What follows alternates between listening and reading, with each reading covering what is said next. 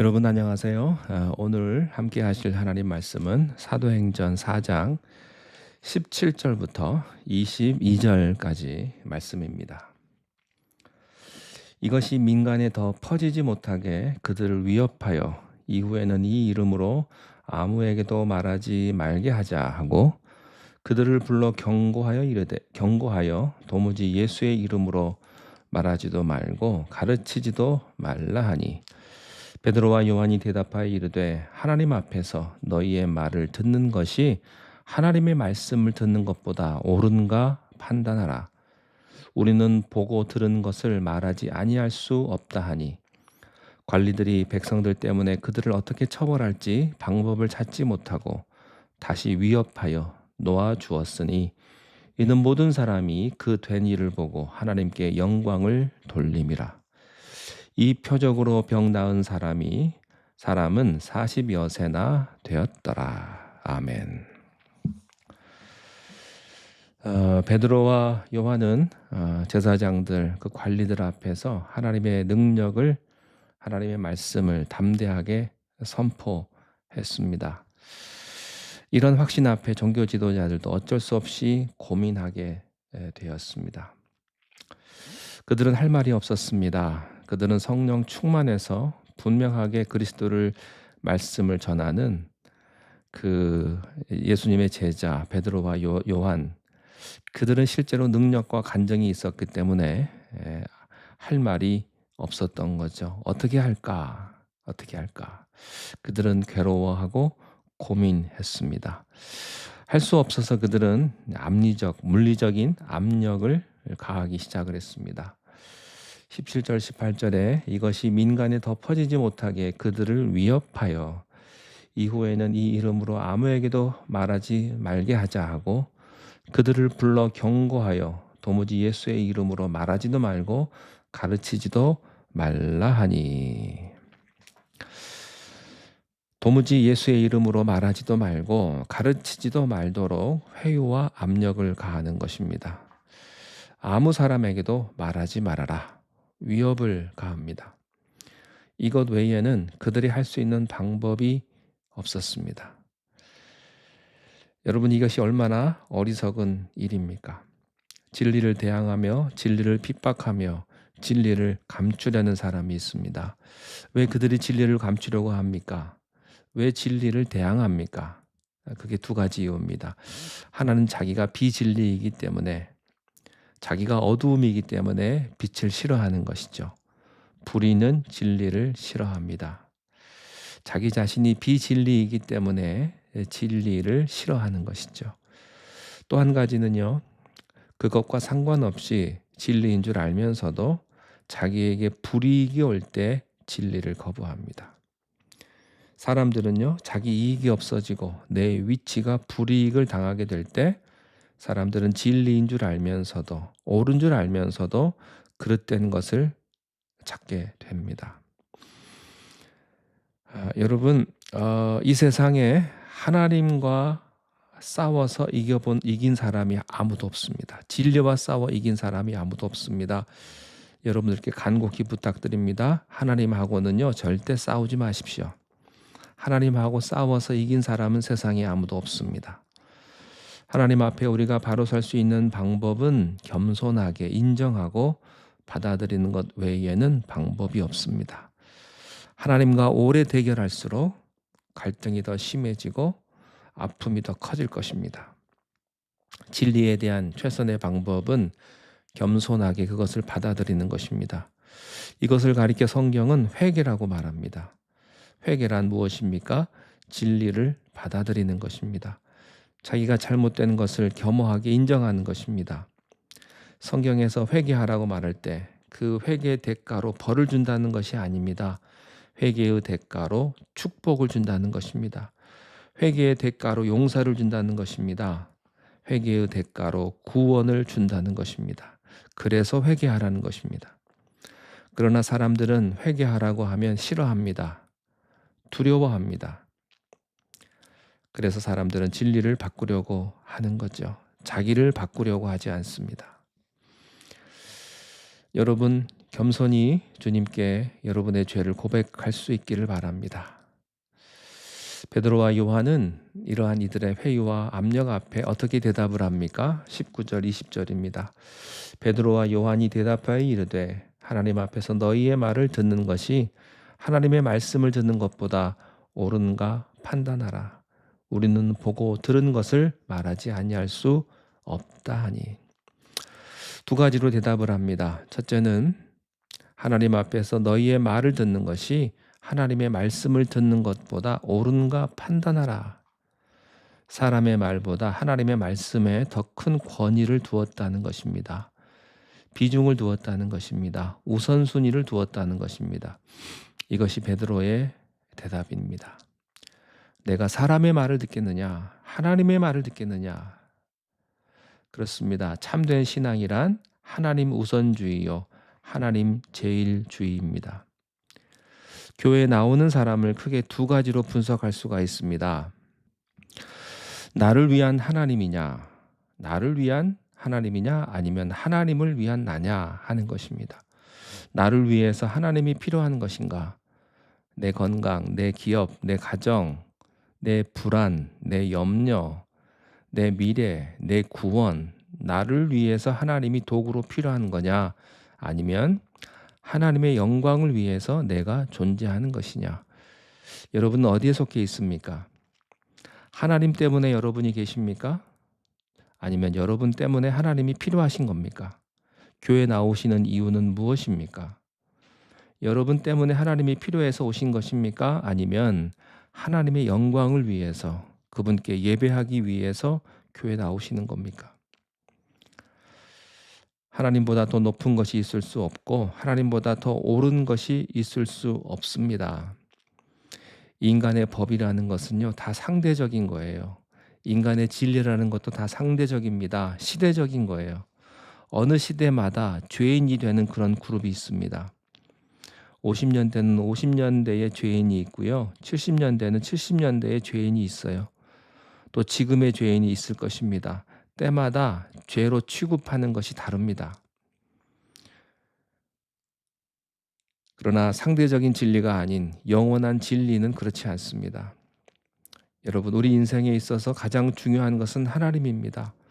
하나님 제일주의, 하나님 우선주의, 하나님 원하는 것으로 내가 산다 하는 거예요. 이런 철학이 여러분에게 있기를 바랍니다. 이런 신앙 고백이 있기를 여러분에게 있기를 바랍니다. 이런 가치관이 여러분에게 있기를 바라요. 목회에는 두 가지가 있어요. 사람 중심의 목회가 있고 하나님 중심의 목회가 있습니다.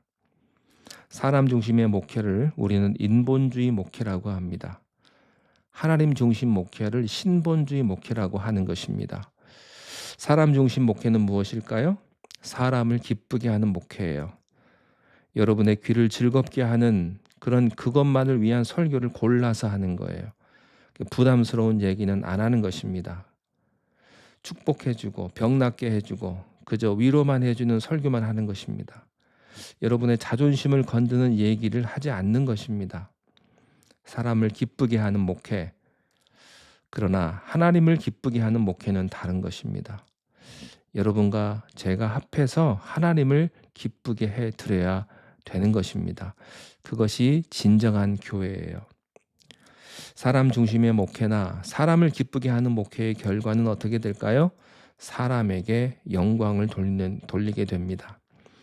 어떤 개인을 영웅으로 만들거나 어떤 개인 숭배 사상으로 가는 거예요. 그러나 하나님을 기쁘게 하는 목회는 그 결과가 하나님께 영광을 돌리게 하는 것입니다. 많은 사람들이, 특별히 종교인들이 종교의 이름으로, 성경의 이름으로, 예수의 이름으로 하나님의 영광을 가로챌 때가 많이 있습니다. 교회가 그런 실수를 많이 할 때가 있어요. 예수 이름으로 싸웁니다. 하나님의 이름으로 하나님 영광을 위해서 싸운다고 말을 해요. 그리고 갈라집니다. 그러면서 하는 말이 하나님의 영광이라고 하지만 실제로는 정말 그럴까요? 다 사람 영광 때문에, 사람 자존심 때문에 그런 거예요. 사람의 이해관계 때문에 전부 이런 비극적인 일들이 우리에게 있는 것을 부인할 수가 없습니다. 사랑하는 성도 여러분, 베드로는 하나님 우선주의, 하나님 제일주의 신앙을 가졌습니다. 내가 사람의 말을 듣는 것이 옳은가? 하나님의 말씀을 듣는 것이 옳은가? 여러분, 궁극적으로 결정적인 시각은 성령에 의해서 판단하시기를 바랍니다. 또 성경에 의해서 그것을 통해서 하나님 제일주의, 하나님 우선주의로 결정해야 합니다. 우리 인생의 최대의 목표와 사명은 하나님께 영광을 돌리는 데 있습니다. 두 번째, 베드로는 이렇게 말합니다. 우리가 보고 들은 것을 말하지 아니할 수 없다. 이 말은 무엇입니까? 복음은 체험적이라는 것입니다. 지식적이라기보다는요, 체험적이에요. 들은 것을 말하지 않을 수가 없다. 우리가 우리 예수님을 눈으로 보고 손으로 만져보는, 그리고 듣는 경험이 있기를 바랍니다. 지식적으로 알아진 예수는요, 전도하기 어렵습니다. 그렇지만 여러분이 만난 예수, 체험한 예수는요, 남에게 전하지 않으면 견딜 수가 없게 됩니다. 혹시 여러분 가운데 전도를 해본 일이 없거나 전도할 때 부끄럽거나 전도하기 어려우신 분들은요, 뭔가 문제가 있는 분들입니다. 예수님에 대해서는 여러분이 잘 알고 있을 것입니다. 그러나 체험한 자만이 예수님을 말하게 되어 있습니다. 우리가 보고 들은 것을 말하지 않을 수가 없노라. 베드로가 이렇게 말했습니다. 21절에 관리들이 백성들 때문에 그들을 어떻게 처벌할지 방법을 찾지 못하고 다시 위협하여 놓아주었으니 이는 모든 사람이 그 된 일을 보고 하나님께 영광을 돌림이라. 아멘. 두 가지 반응이 있습니다. 첫째는 관리들이 어떻게 처벌할지 방법을 찾지 못했다고 하는 겁니다. 처벌 근거를 찾지 못했습니다. 두 번째는 모든 사람들이 그 된 일을 보고 하나님께 영광을 돌렸다. 성령의 열매는 하나님께 영광입니다. 우리들이 예배를 드리고 섬기는 모든 것은 하나님의 영광을 위해서입니다. 하나님 제일주의, 하나님 우선주의, 하나님께 영광을 돌리는 것입니다. 여러분, 그것이 진짜인가 가짜인가를 판단하는 기준은요, 그 결과가 하나님께 영광이 되느냐 안 되느냐 하는 것입니다. 만약에 사람이 영광을 받았다면 그것은 다 잘못된 것입니다. 아무리 좋은 이름으로 훌륭한 이름으로 했을지라도 그 결과가 하나님이 영광이 되지 못하면, 그래서 사람에게 영광이 간다면, 사람들이 칭찬을 받는다면 그것은 하나님의 것이 아님이 분명합니다. 이 사도행전의 특징이 하나 있습니다. 그것은 성령의 사건이 일어날 때마다 백성들에 의해서 칭송을 받고 하나님께 영광을 돌리는 일이 계속 생겼다는 겁니다.